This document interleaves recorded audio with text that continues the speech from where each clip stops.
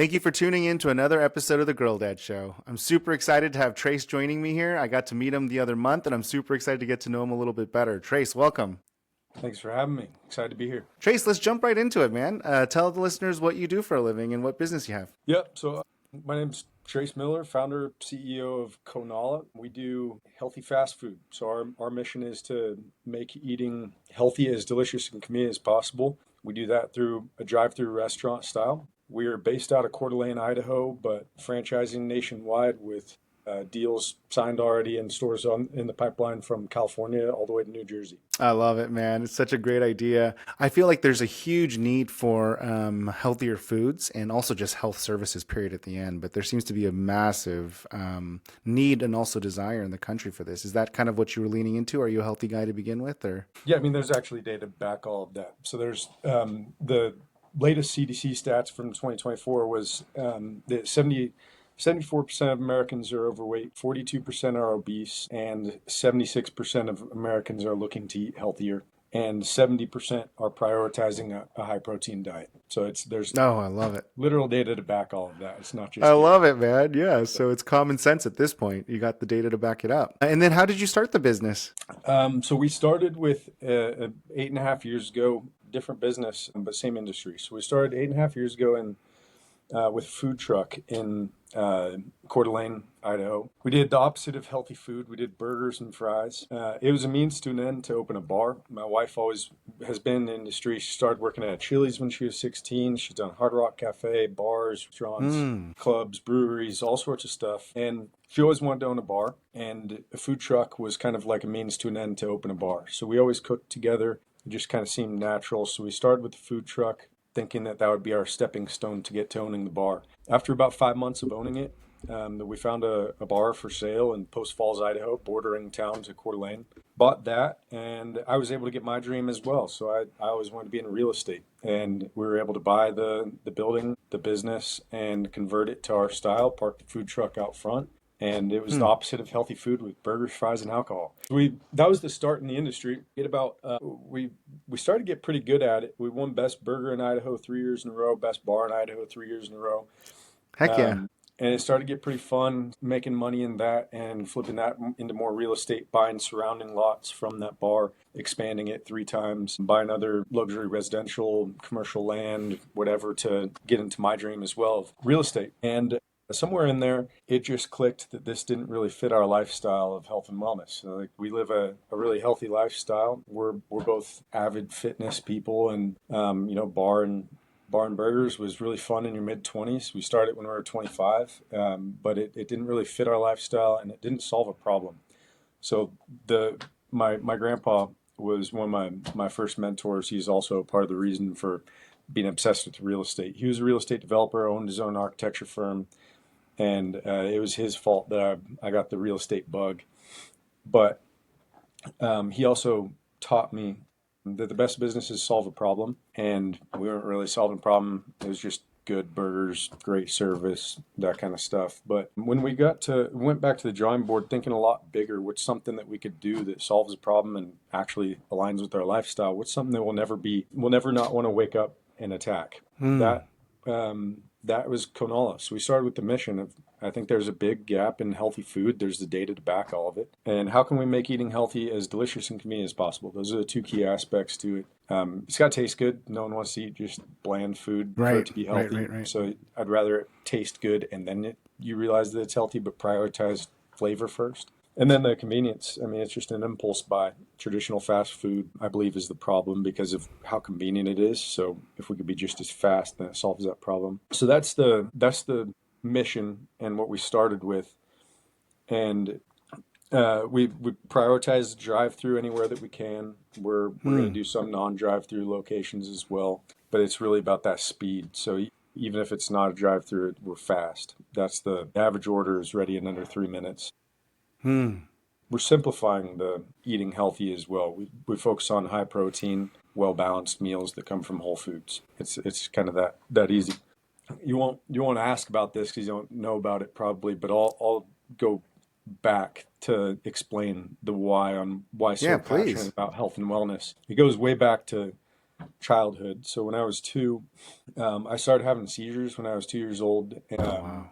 By my third birthday, or on my third birthday, had my first grand mal seizure. Was at the peak there, having over 100 seizures a day, and had to wear a helmet everywhere. All the doctors kind of gave up, said I would die before my 13th birthday of a continuous grand mal seizure. I would, until that point, I would be kind of brain dead, never learn how to really talk, hold conversation, read or write. And I was just doped up on meds, kind of brain dead until that point. And they kind of gave up. Oh, wow. Didn't really have any solutions. I guess not gave up, but they didn't have solutions. So my mom found this doctor down in Mexico. She never gave up, and this doctor down in Mexico said, "I think I can cure him." So obviously, you tell a hopeless mom something like that, then she's gonna attack it. So we started treatment down in Mexico. Went off all meds, and through a combination of technology and primarily nutrition, by my seventh birthday, I was completely seizure free, off all meds, and the first person to ever be cured of Lennox-Gastaut epilepsy with no ongoing symptoms. So What? I had a crazy childhood that shaped my entire upbringing. Even after seven, even after I was cured, I ate perfectly, ate very precise, weighed out to the gram. Wow. And my mom's an athletic trainer, physical therapist, so I mean it was handy to already have someone who understands and is already passionate about all that. But yeah, I really saw the power of nutrition early on in life, and it was just part of my life, my upbringing, that I just thought that was the norm. I didn't have a bunch of sweets, bunch of candies, didn't have all that stuff until I was in my late teens that Mm. most people are growing up on. So I just thought that it was normal to eat this well, and like, yeah, you eat whole foods. It's just normal. Yeah. But after high school, I joined the army. I went to college a few times, dropped out a few times. I did like four Wow. different careers. Joined the army. In the military, started teaching people how to eat better, how to optimize for performance, how to lose weight to keep their job in the military, or how to optimize just for high levels of physical fitness in the military. After the military, got even more passionate about it. Going back to school, played soccer in college. Just all the people that I worked with, went to school with, I always loved teaching them how to eat better because it was just easy to me. It just made Hmm. sense. It was just prioritize high protein, eat a well balanced meal, watch out for these kind of secret things that pop up, like the condiments. Are people just overlook condiments? They don't count those as macros, and that's usually like a third of your calories can come from condiments. Yeah. So yeah, I was just teaching people the basics of it. Always enjoyed it. Never charged for it. It was just for fun. Just enjoyed helping people. So all of that led to when we were thinking about what's a mission that we can. What do we actually solve a problem? What's a business that can solve a massive problem out there, a massive need? It just made sense. It was just we're passionate about Oh, helping yeah. people eat better. I understand the Yeah. power of nutrition through saving my own life, and I think we can take it to the masses. That's wild nutrition changed your illness. I mean, it's unbelievable. Actually, it's hard to process and wrap my brain around.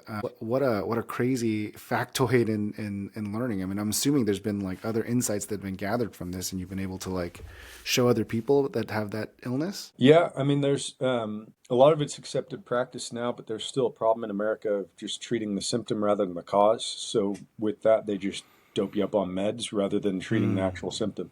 So the RFK just made it for the first time, it's now required for some hours of nutrition study for doctors. Up until Mm. this year, doctors were not required to study nutrition, which is wild. It was And now insane. they're Yeah. only required to study less than a week worth, like 8 hours of classes of nutrition or something small, which is still better than nothing. But the It's fact still that they're not, insane though. I mean, if you think about someone taking care of your health and wellness, like yeah, food is that's literal the new fuel, and requirement. yeah, it's not even a Yeah. requirement for them. So, yeah, I Yeah. mean, I think that there's still a massive problem in America with how we treat illness. It's based on the symptom, just selling Mm. drugs rather than trying to fix it through the basics of eat well, move your body. Yeah. So nuts. And I mean, I know this is like probably the least important part of the story, but why did you drop in and out of high school? Not out of high school, out of college. Oh, So out I of was, college. I yeah, misunderstood. Okay, got it. Yeah. I went all the way through high school. College, I didn't want to go to college even right after high school.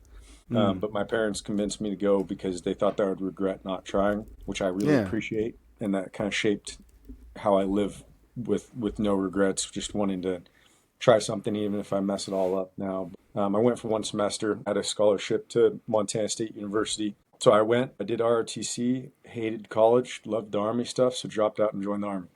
After the Oh yeah. Army, I had GI Bill, so I went back. I didn't know what else to do. Went back, just took some generals, hated it again, dropped out, became a firefighter, EMT for, just went through the school, never actually took the job because you do more medical than fire calls and wanted the action. So then I went back to college again, became a scuba diving instructor out in Hawaii. That's where my wife and I met when we lived in Hawaii. Um, and then I went back to California and went through welding school and getting some of my generals, and then dropped out again. And that's when we started Oh the man. truck. Yeah. I Wow. You. loved the welding, got my certs for welding, never got the degree though for welding because of the reason I hated college was they tell you what to learn. And to get Mhm. my welding degree, I had to complete an astronomy class. It's like, that's irrelevant as can That's be. crazy. But that's how college is. I don't want to convince people not to go, but it's just not for me. I love learning, but I don't like being told what to learn. Yeah, how unfortunate is that? Because there's a massive shortage in welders right now in our country too. It's so unfortunate they make You it can still so get your complicated certs to and get get. the job, but yeah, a lot of them Yeah. required like an associate's degree or something with it. Yeah. So that makes a lot more sense about the Hawaii thing. Man, you've lived like a million lives in a very condensed period of time. I love it. 10 states and four Yeah, hell careers. yeah. Yeah. That's awesome, man. Is that where the name came from? Is that Konala is a Kona like the is that the island or no? Or the It's part of the named island after or? my dog, Kona. So Kona, Oh, we have two cool. dogs, two rescue mutts, Kona and Nala, and it is the combination of the two of their names. There's no Man, that's awesome. maybe some Asian influence to some of the meals, but I taught people how to eat better through meal prep.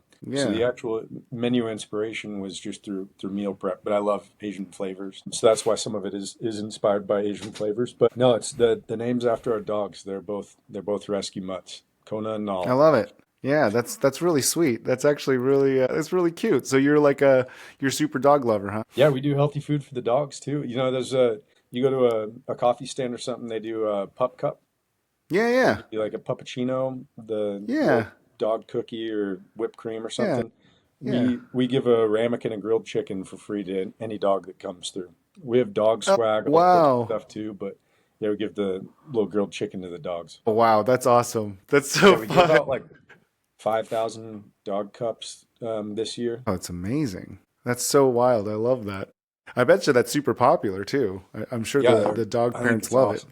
Yeah, Yeah, it's they hell bring their awesome. dogs by specifically for it. I think it's a blast. The And then so dogs are this trying is to a jump through the window to get it. yeah, because they know what's happening. Yeah, they're trained for it. So you and your wife did this business together, or is this something that you guys are kind of did the bar together, and this one's new, or what's the kind of continuation there? Yeah, we 100% did the bar and food truck together. Kind of, I ran the truck, she ran the bar. So I was Mm. flipping burgers. I always joke about that one. And didn't have that great of grades in high school. So when a teacher says, you're going to end up flipping burgers for a living one day if you don't study hard. They never told you how much you can make flipping burgers. No one did. So funny. Yeah. So I was flipping burgers, making a bunch of money doing that, and she ran the bar. So she's the bartender. I was the cook, and we did that for a I love while. it. Then we had a bunch of people working with us and everything too. But that's how it started. And every hour open, I was the cook. Every hour open was she was the bartender, and that was for the first few years. We were Wow. really You guys were bootstrapping it, grinding. grinding, Yeah, you train. guys were owner operators grinding. Yeah. We didn't know any better, and then we finally got better at hiring people, made a ton of mistakes, and built a team. And then it ended up being a sellable asset. We sold it off last year. Amazing. So And so the is this new one a venture that you guys are both tackling together? no, now my wife is pretty much retired now from this. So Cool. we started it. I mean, she's been a crucial part of feedback and menu testing, bouncing ideas off of her. I mean, to Yeah. think that I don't talk about it and we're not still a team would be ridiculous. But she Yeah. does not. She does not actually have a role with Konala anymore. We've Yeah. got a 2.5-year-old boy, and then we've got another kid due in 30 days. So Mm. she's full-time mom. We were able to retire my mom as well, and she's a full-time grandma, full-time nanny for us. So they focus on the kids, and I mean I definitely bounce all ideas off of them and talk business Yeah. with them every single day. Yeah. But yeah, no official role anymore with it. That's amazing. I love that. I love that you guys Yeah. are able to have those conversations and make those kind of decisions as a partnership. And that's really cool that you guys decided to do it that way. Can I ask a little bit about what she thinks about you doing this and why? Because I'm assuming with the exit, you guys were probably not needing to go back right back into the fire. Sounds like you threw yourself back into another bigger project. Yeah, there's an overlap. So we, Konala started, first store opened 1 year before we sold the bar and food truck and everything. Got It it. It was was at the already in same time. place. Yeah, it was Got it. Got already it. in Okay. place. So there was no like sell and then, all right, I gotta get back into it. I started researching for what I wanted to do 5.5 years ago. So 3 years Yeah. before the first store opened, I had bought the property that the first one would open on, and insane levels of research and learning about franchising, franchise consultants, franchise attorneys, over 300 menu variations, over 100 floor plan variations, modular consulting, Nice. everything for insane levels of research for about 3 years before we even started it. So she knew it was coming and knew that I had to have something that I wanted to grow very large. I think she accepted a long time ago that I'm not going to sit around retired or do nothing. I have to, Mm. it's not about like a monetary goal. Monetary goals are cool just for scorekeeping and tracking progress, but it's more just about it's about growth above all else, like personal growth, getting better, improving constantly, and just moving forward. She understands that that's how I'm wired, and it always will be that way. It's not just for a little while. And I think this is the business that I'm gonna take all the way and just do this for decades. Dude, I love that, man. That's a really, really, really good vision. And I Well, I love told you your my, why my behind it as grandpa well. was one of my first mentors. He was on his deathbed when he said, if I pull through, I got some ideas. He's still hustling. He's still He hustling was even on the still deathbed. working. He was still in the office every week. He was just always in pursuit of learning and growing and doing Growing. more. Yeah, and I love your mentality around money being a scorecard, but not necessarily the purpose. That's beautiful, man. I love that. It is really about growth, right? Because I've heard from mentors as well too that say that if you don't have that kind of mindset that's deeper than money, it'll never be enough. It's you have to like find something that's more meaningful than money. And so I love that. I love that mindset, man. It's really cool. Yeah, I think it's also important to be honest with yourself that like money matters. Is like I want more money and I want to do more stuff with money. Like I'm in this. It's not a nonprofit. I want to make more money and I want to make a lot of money for our franchise owners. One of my favorite things about McDonald's is they claim that they've made more millionaires than any other business. Hmm. I think that's just fantastic. Like I want Yeah. all the people that I work with, franchise owners, just employees. We're giving out raises and bonuses this next week. So I love that stuff.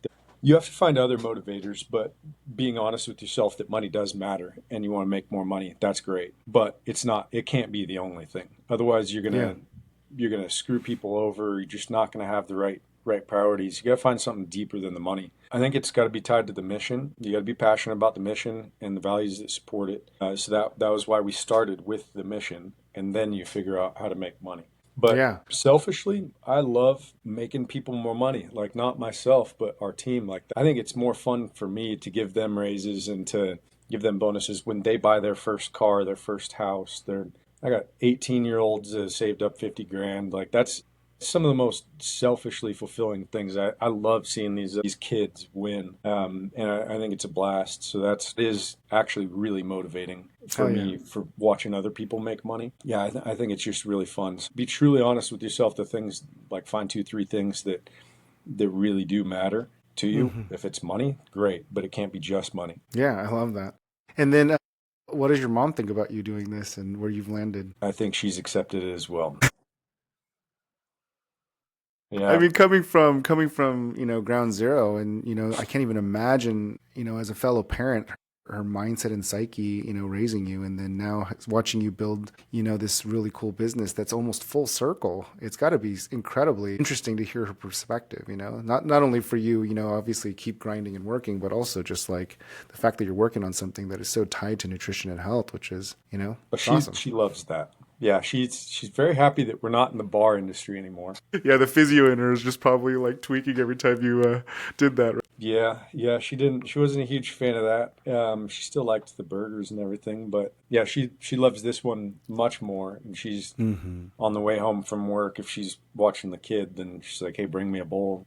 But yeah, Mm. there's she loves what we're doing, and I think she stopped questioning me a long time ago of like risk taking or thinking bigger. We think very differently Mm. because she's never done anything like this. But I think the support is 100% there. She's there anytime I need her to bounce anything off of, to vent, to she's a great sounding board, and she thinks very logically and human. So Yeah. anytime I need a reminder on something, she's still always there to be a mom and keep me in check. Yeah. I love that, man. Yeah, your story is incredible. I love the whole journey. It's like so many things to unpack from it. But I think that, the things that are kind of like really present in my mind is just the dedication and investment that she made, in you and just kind of watching that full circle come around. It's kind of got to be so cool as a parent. I can't imagine a better thing to be, like fight for your kids' health and wellness. And then, 30 years later, or 40 years later, they're literally building a business that supports healthy eating. I mean, it's awesome. Yeah, I can't even So, picture what it's like. I mean, I was so young. I have very few memories of that time in my life because I was doped up on meds and my brain wasn't working very well. I have like three memories of it, and just because of being so young, it really hits like what she went through and what she dealt with and how powerful she is when we see other family and friends from that time period when they bring it up, when they talk about it, and they all start crying, or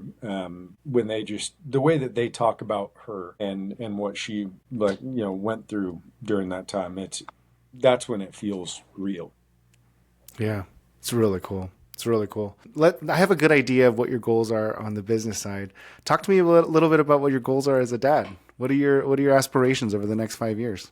Man, just not mess it up. Just don't get in your own way. Yeah, just don't mess it up. Yeah, Yeah. don't. I struggle with intensity. Mm. It can be overly intense. So maintaining my calm and patience. I'm learning patience. I'm also haven't learned that virtue yet. Hmm. But like I have a reminder on my wall in front of me saying Freud, calm is power, and just be more calm, be more present, Mm. be more Mm. patient. So that's always a focus just based off of my own weaknesses. More specifically, I want to be there for all the things, all the activities. If you're not able to be there for your kids' time while being a business owner, then what the hell is the purpose of it anyways? I really appreciate that from both of my parents. My mom worked and didn't work sometimes. My dad worked a lot.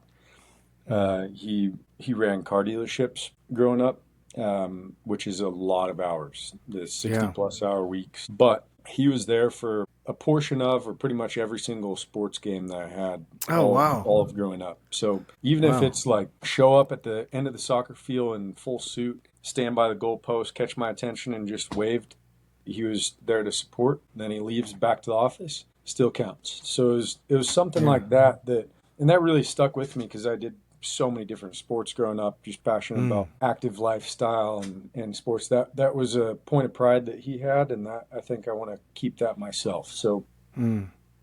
midday, head over to him doing his swim class, whatever. And then I can work later to make up for it if there's something I need to, but the flexibility to be there midday or to be there for important things as he gets older, I'm going to prioritize that. I think it's just being more present when I'm around him. So if I can, it's not about the amount of hours that you spend with the kids, but the quality of that time when you are spending Mm. it with them. So I focus on being focused on that presence and just doing that when I'm with them. If I've got to take a call, do some work, go to the other room, go to the office, not just around him on the phone, something like that.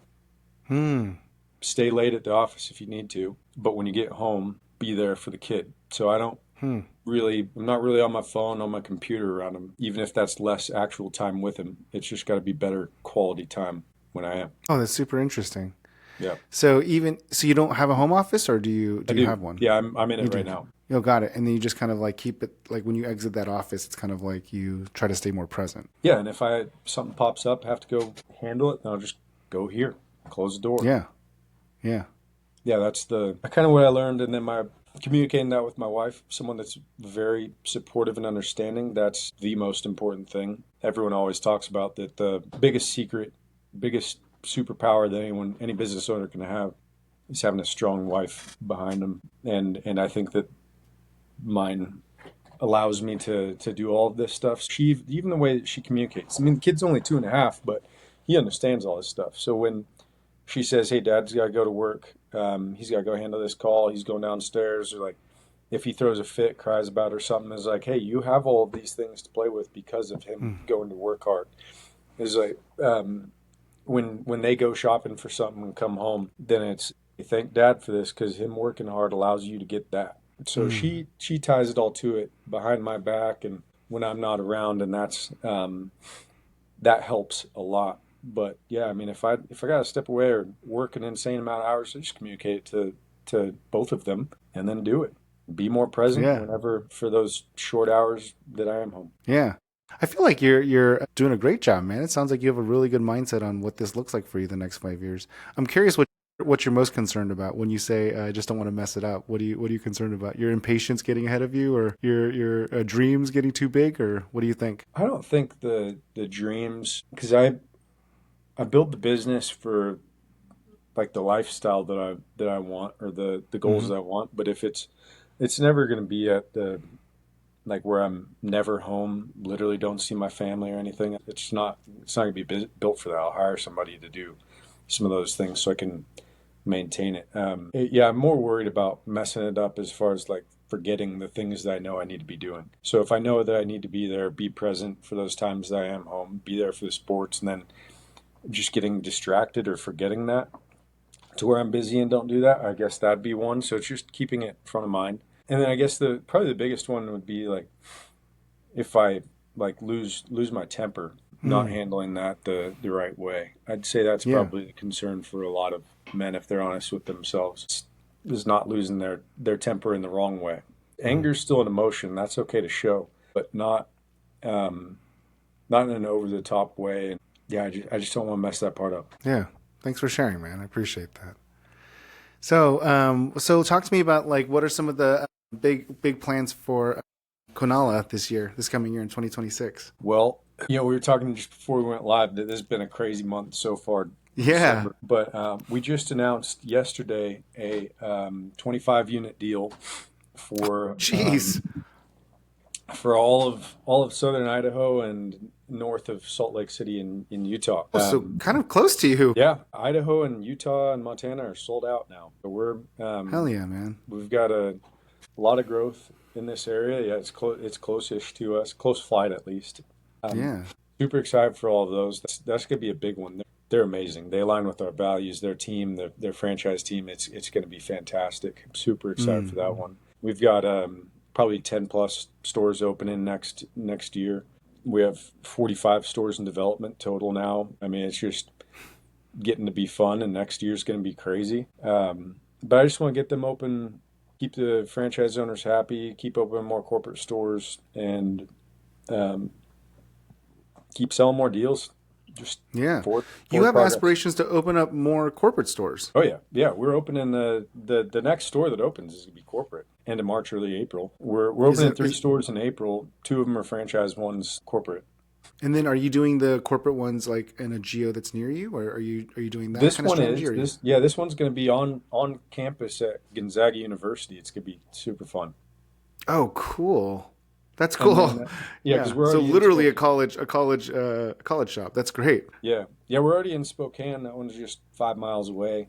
And then Mm. we're taking a geographical jump and going to Reno. We've got three located spots there, two leases signed, one almost final.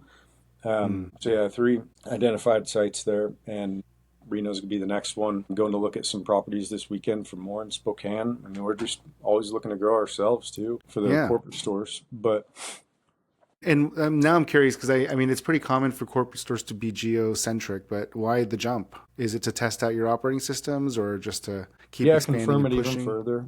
Yeah, Yeah. just no more excuses. I mean, I've lived in Reno as well, and we're gonna probably kind of split time between the two areas. Yeah. We got a lot of family in that area. It's just gonna be This would be a good one. But yeah, we still have, I want to become unassailable. And we have still some of the franchisees, the prospective franchisees, to say we just got to see it proven in other markets. And I Mm. was seeking sites there before we even had signed sites for other franchise owners. So it's like, all right, I'll go prove it ourselves in another market then to keep this thing going. So I'm going to do it, and Unassailable. other people are What a going to do great it word, too. man. Yeah, Yeah, I just want to that's great. keep proving the concept more. And there's large groups that are just waiting to see how it performs in multiple markets. And yeah, let's Yeah. go prove it. Yeah, I love that, man. I like your mindset. You're just kind of like, what's the objection? I'll go take care of it, and like Exactly. you just kind of go ham on everything. That's great. You're like a living example of what full throttle means. I love it. It's just like Hey, that's there's no I got my phone backgrounds go all in.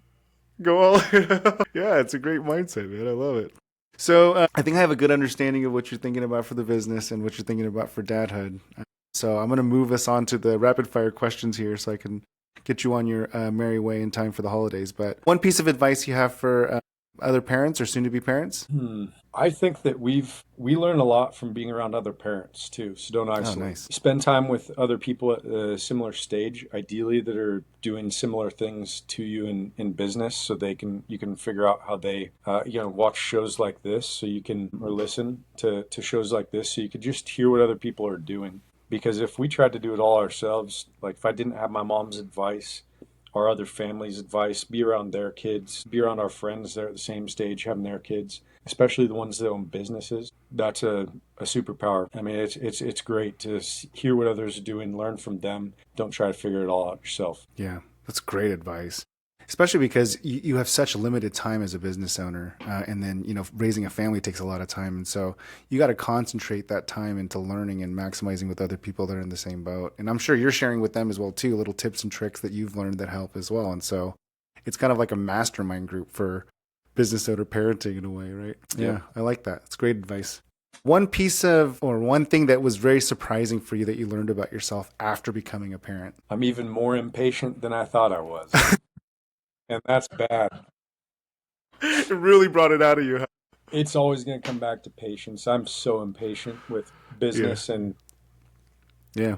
I still am. I don't think that Mm. I'm going to become more patient with results. I'm not even sure if I want to be.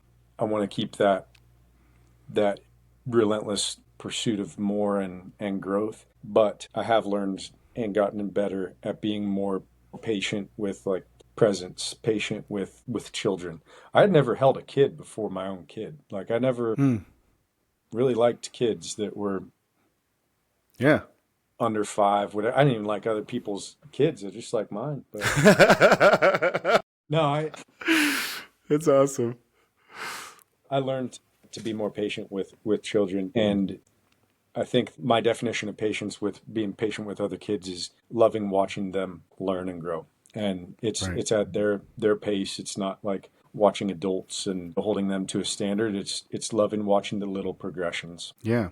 Yeah. That requires a lot of patience. And I only say that because I'm more like you. I'm very impatient as well. And it's like a real wrench turner to like slow it down to just be accepting of the slow pace at which they learn and grow. Yeah, Got for to sure. constantly remind myself to do that. But when I do, and I could just sit there and watch the little things, the little progressions, then Yeah, it's a blast. I think it's it really very is. fun to Yeah. watch. That's awesome, man. Next question. Do you have a favorite book or show or podcast that you can recommend or that you love? A million books.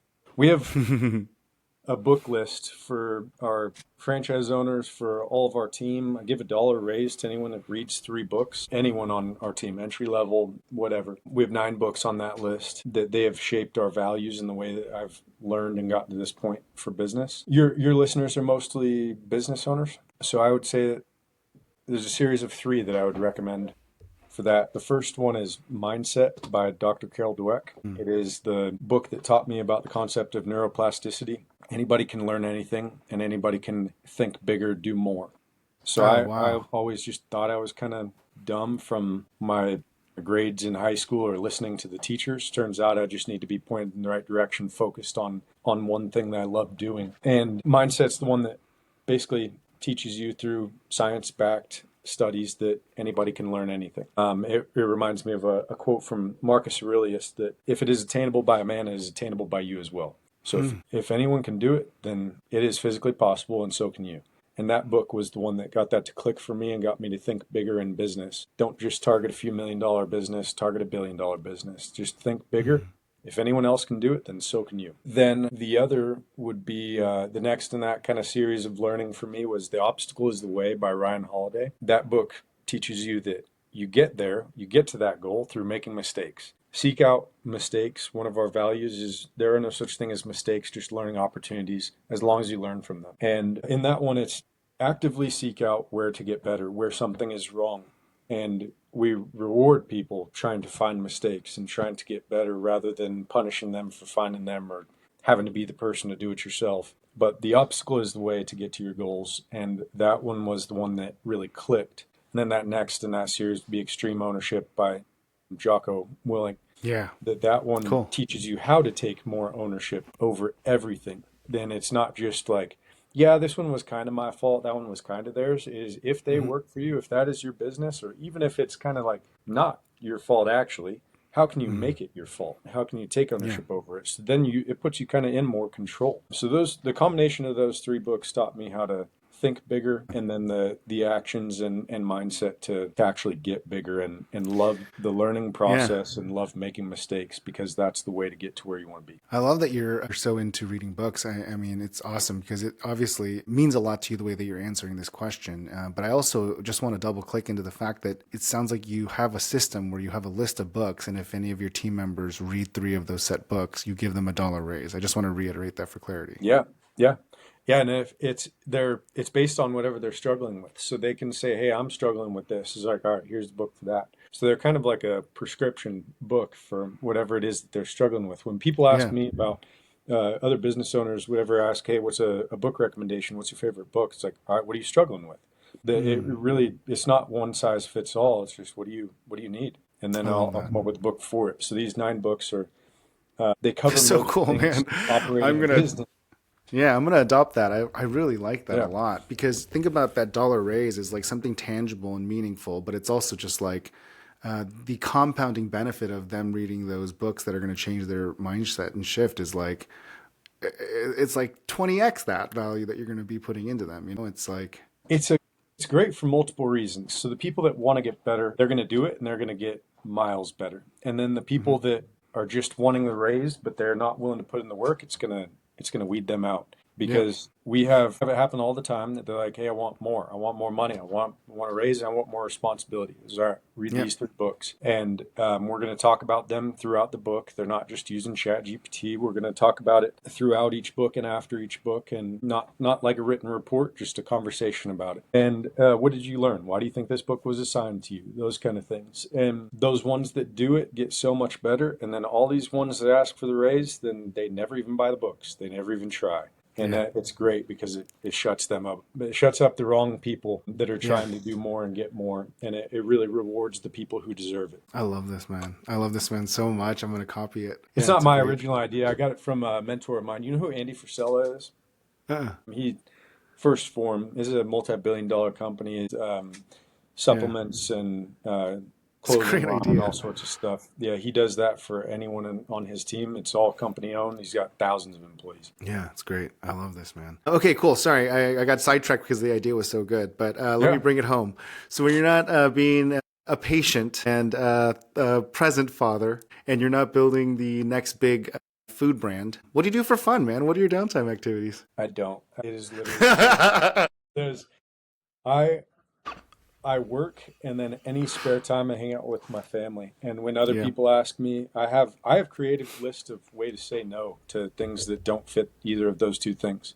I get really good at saying no, protecting my time. And I joke about it though a lot. So whenever a friend asks for hanging out, it's like, I'm gonna hang out with my kid tonight. I like him better yeah, than you anyways. yeah, So I joke about it, but pretty much the only people that we hang out with now are ones that we can bring our kid around. yeah, And I don't really care if that hurts anyone else's feelings. I like my kid, I like my family, I want to hang out with them for any yeah. spare time I have. So my wife is very good at coming up with creative ways to spend our extra time.